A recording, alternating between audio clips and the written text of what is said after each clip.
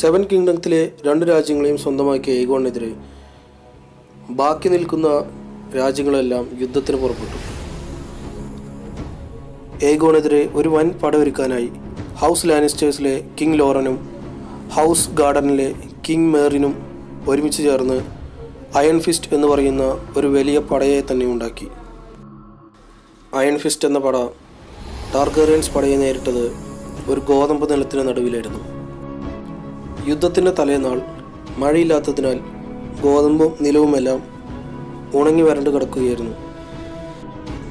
ഈ പാടത്തിന് നടുവിലൂടെ ആദ്യമേ അയൺ ഫിസ്റ്റിൻ്റെ ആർമിക്ക് മുന്നേറാൻ സാധിച്ചുവെങ്കിലും ഡ്രാഗണിന് മുമ്പിൽ ഒന്നും ചെയ്യാൻ സാധിച്ചില്ല.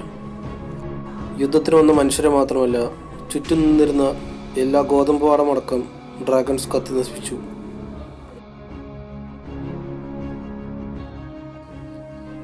തൻ്റെ അയൺ ഫിസ്റ്റ് എന്ന വലിയ പട യുദ്ധത്തിൽ തോറ്റു എന്ന് കണ്ട കിങ് ലോറൻ ഏഗോണ് മുന്നിൽ കീഴടങ്ങി.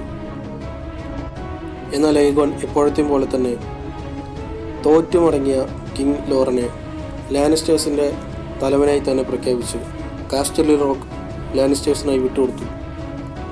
കഴിഞ്ഞ 2 യുദ്ധങ്ങളിൽ ചെയ്ത പോലെ തന്നെ യുദ്ധാവസാനം എല്ലാ പടയാളികളുടെയും വാളുകൾ ശേഖരിച്ച് തൻ്റെ ഏഗോൺ ഫോർട്ടിലേക്ക് അയക്കാൻ ഏഗോൺ ആജ്ഞാപിച്ചു. അടുത്തതായി ഏഗോൺ പോയത് നോർത്തിനെ കോൺക്വർ ചെയ്യാനാണ്.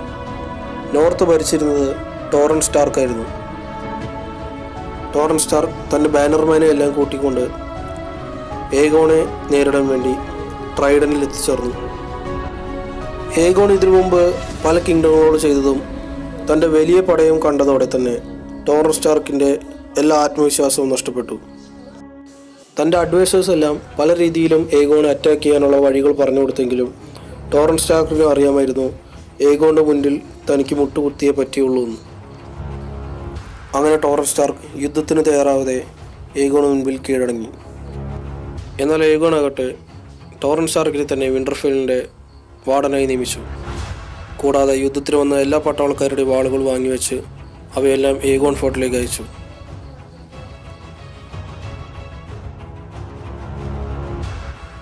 ഏഗോൺ ട്രൈഡനിൽ അറ്റാക്ക് ചെയ്യാൻ പോയ സമയത്ത് വെയിൽ പിടിച്ചെടുക്കാനായി ഏഗോൺ വിട്ടത് വിസന്യ ടാർഗേറിയനാണ്. തൻ്റെ സിസ്റ്ററായ വിസന്യ വാഗാർ എന്ന് പറയുന്ന ഡ്രാഗണുമായാണ് വെയിലിലേക്ക് ചെന്നത്. അത് ഷാറ എന്ന് പറഞ്ഞ രാജ്ഞിയായിരുന്നു.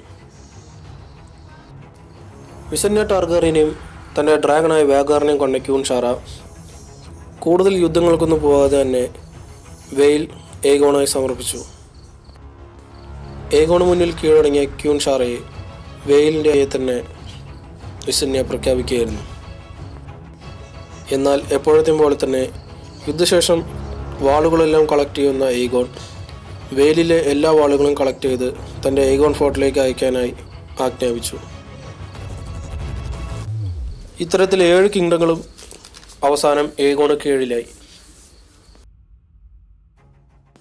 ബ്ലാക്ക് വാട്ടർ ബേക്കരിയെ ഏഗോൺ സ്വയമായി ഉണ്ടാക്കിയ ഒരു ചെറിയ കൊട്ടാരമായിരുന്നു ഏഗോൺ ഫോർട്ട്. വെറും മരങ്ങളാൽ മാത്രം ഉണ്ടാക്കിയിരുന്ന ഏഗോൺ ഫോർട്ട് പിന്നീട് ഏഗോൺ അതിന് കല്ലുകളും മണ്ണുകളും ഉപയോഗിച്ച് വലിയൊരു കൊട്ടാരമാക്കി മാറ്റി.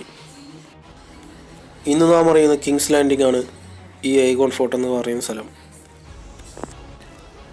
ഏഗോൺ വെസ്റ്ററോസിൽ നടത്തിയ വലിയ യുദ്ധങ്ങൾക്ക് സാക്ഷിയായ എല്ലാ പടയാളികളുടെ വാളുകളും കൂട്ടിച്ചേർത്ത് ഏഗോൺ കിങ്സ് ലാൻഡിങ്ങിലെ റെഡ് ഫോർട്ടിന് കീഴിൽ തൻ്റെ ഇരിപ്പിടമായ അയൺ ത്രോൺ നിർമ്മിക്കുകയായിരുന്നു. എല്ലാ വാളുകളും കൂട്ടിച്ചേർത്ത് ബലേറിയൻ്റെ ഫയർലാൻഡ് അയൺ ത്രോൺ ഉരുവായി. കൂടാതെ ലോകം കണ്ട ഏറ്റവും വലിയ സിവിലൈസേഷനിലൊന്നായ ഹൗസ് ടാർഗേറിയനും. ഈ അയൺ ത്രോണിൽ ഇരിക്കുന്ന ആളാണ് വെസ്റ്ററോസ് മൊത്തം ഭരിക്കുന്നത് എന്നതിനാൽ തന്നെ ഏഗോണിൻ്റെ കാലശേഷം ടാർഗേറിയൻസ് തമ്മിൽ യുദ്ധങ്ങൾ ചെയ്യാൻ ആരംഭിച്ചു. ഡാൻസ് ഓഫ് ഡ്രാഗൺസ് എന്നറിയപ്പെടുന്ന ഈ കാലഘട്ടത്തിൽ എല്ലാ ടാർഗേറിയൻസും തമ്മിൽ യുദ്ധം ചെയ്തപ്പോൾ തങ്ങൾക്കുണ്ടായിരുന്ന എല്ലാ ഡ്രാഗൺസും നശിച്ചുപോയി. എങ്കിലും ടാർഗേറിയൻസ് തന്നെയാണ് വെസ്റ്ററോസ് മുഴുവൻ ഭരിച്ചുകൊണ്ടിരുന്നത്. എന്നാൽ എന്നാണോ തങ്ങൾ യുദ്ധം തുടങ്ങിയത് അന്ന് തന്നെയായിരുന്നു ടാർഗേറിയൻസിൻ്റെ വംശനാശം തുടങ്ങിയതും.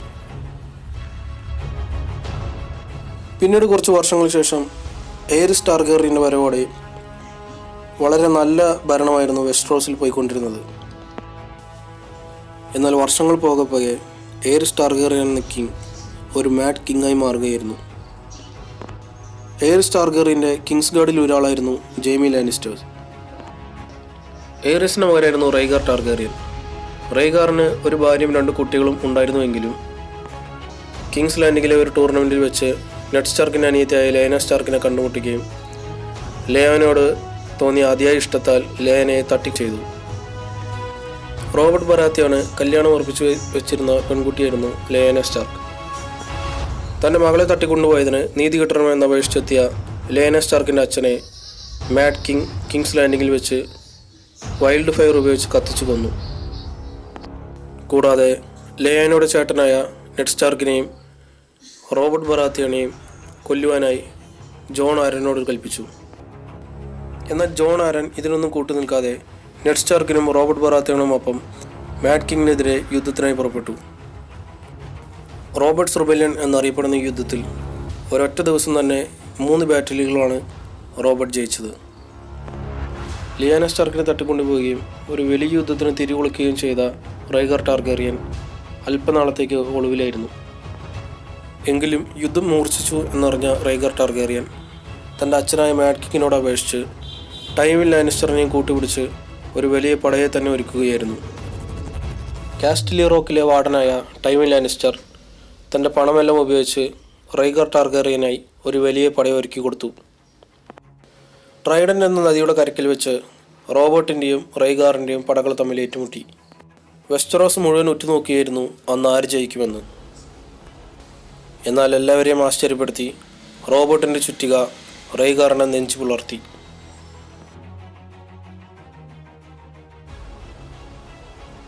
റൈഗാർ തോറ്റതോടെ ടാർഗേറിയൻ ആർമി മൊത്തം ചിതറിപ്പോവുകയായിരുന്നു. റൈഗാർ തോറ്റു എന്നറിഞ്ഞ ടൈവിൻ ലാനിസ്റ്റർ മാഡ് കിങ്ങിനെ കബളിപ്പിച്ച് കിങ്സ് ലാൻഡിങ്ങിനുള്ളിലേക്ക് കടന്നു കയറി.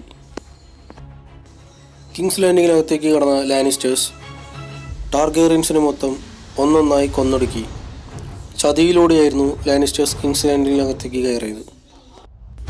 ഇതെല്ലാം അറിഞ്ഞ മാഡ് കിങ്സ് ലാൻഡിങ്ങിനെ മുഴുവനായി നശിപ്പിക്കാനായി ആഗ്രഹിച്ചു. വൈൽഡ് ഫയർ ഉപയോഗിച്ച് താനിരിക്കുന്ന കിങ്സ് ലാൻഡിംഗ് മുഴുവനായി കത്തിച്ചു കളയാനായിരുന്നു അന്ന് മാഡ് കിങ് ഉത്തരവിട്ടത്.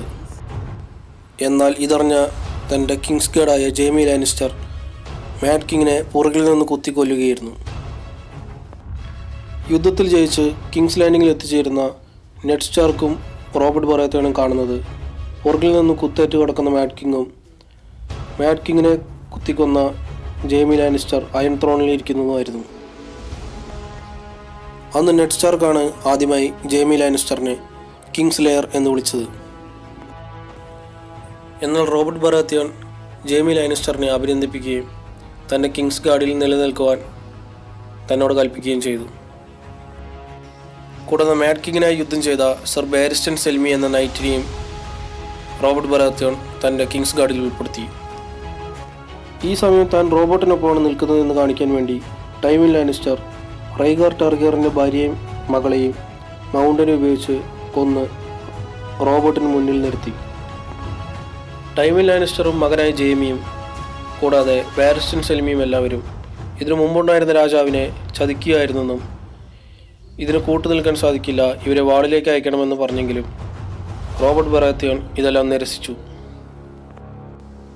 റോബർട്ടിനന്ന് മനസ്സിലുണ്ടായിരുന്ന ഒരേ ഒരു പേടി എയറിസിൻ്റെ ഭാര്യയും 2 മക്കളും ഈ സംഭവങ്ങളെല്ലാം നടക്കുന്നതിന് കുറച്ചു മുമ്പ് തന്നെ കിങ്സ് ലാൻഡിംഗ് വിട്ട് ദൂരദേശത്തേക്ക് പോയിരുന്നു.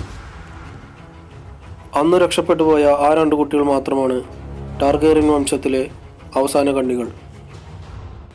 തങ്ങളെ റോബർട്ട് എപ്പോഴും വേട്ടയാടുമെന്ന് അറിഞ്ഞവർ നാരോ സീ കടന്ന് പെൻഡോസിലേക്ക് യാത്ര തിരിച്ചു.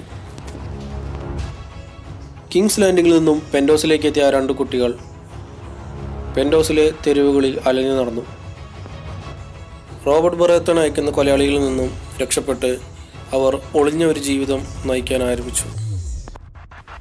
അങ്ങനെ ലോകം കണ്ട ഏറ്റവും വലിയ ഡിനാസ്റ്റിയായ ടാർഗേറിയൻ വംശത്തിൽപ്പെട്ട ഈ 2 കുട്ടികൾ ഒരു നേരത്തെ ആഹാരത്തിന് വേണ്ടി പെൻഡോസിൻ്റെ തെരുവുകളിലൂടെ നടക്കുമ്പോഴും ഒരു കാര്യം അവർക്ക് ഉറപ്പുണ്ടായിരുന്നു: എന്നെങ്കിലും ഒരിക്കൽ തങ്ങളുടെ ബർത്ത് റൈറ്റായ അയൺ ത്രോൺ അവർക്ക് തിരികെ പിടിക്കാൻ സാധിക്കുമെന്ന്.